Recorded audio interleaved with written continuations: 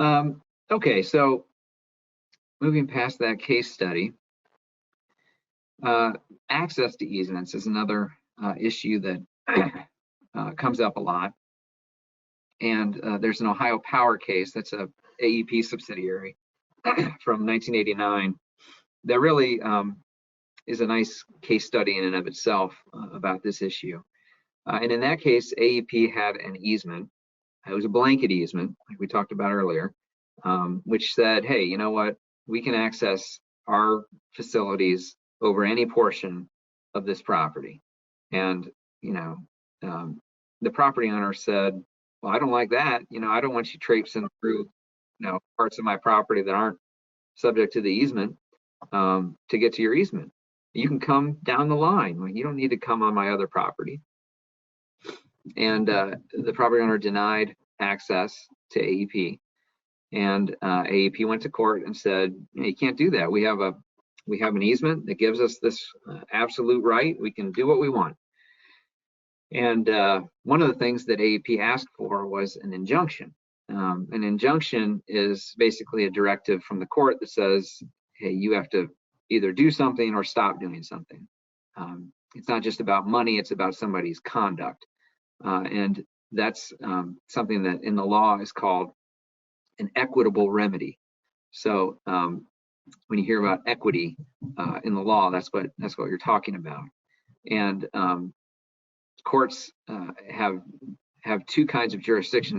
They have equitable powers and they have legal powers. Legal powers deals with money. Equitable powers deals with people's conduct. So the rule is when you're invoking the court's equitable jurisdiction, well, then the court can be equitable, meaning fair, and fashion a remedy that it thinks is appropriate based on the circumstances. And it's not going to be limited to what's in the written instrument. And that's exactly what the court did in this case. This is an appellate court in the 5th District, which covers Delaware and Canton and a whole bunch of spaces in between. And it said, you know what?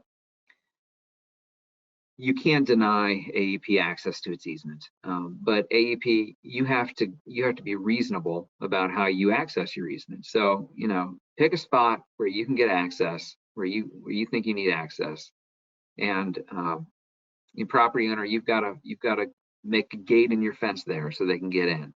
And then once AEP gets in, they've got to go as close as possible to the easement.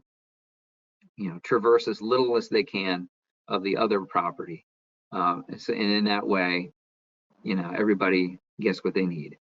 And if you damage the property in the course of what you're doing, you've got to pay for it. So AEP didn't like that ruling and appealed it, and said, hey, we've got this easement. It lets us do what we want. What gives? And the Court of Appeals said, you know what?